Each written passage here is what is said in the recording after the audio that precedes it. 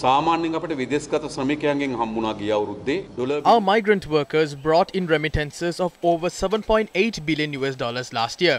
We did not receive that amount this year. What happens when you go to the IMF is that they bestow their faith in you.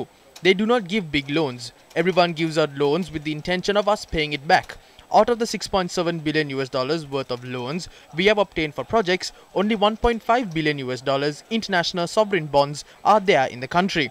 We built the Hambantota port by obtaining loans and sold it to the Chinese in the end. We did not pay back the loan and we lost the port as well. There are migrant workers and wealthy businessmen abroad. We have to ask them to come to Sri Lanka and start investing. If we go to the IMF, they will present us with 3 conditions. First, they will ask us to let the rupee float. Then prices of all goods will skyrocket. Secondly, they will say that they represent the free world market. Then they will ask us to remove all the import restrictions that we have imposed and vehicles will be imported to Sri Lanka.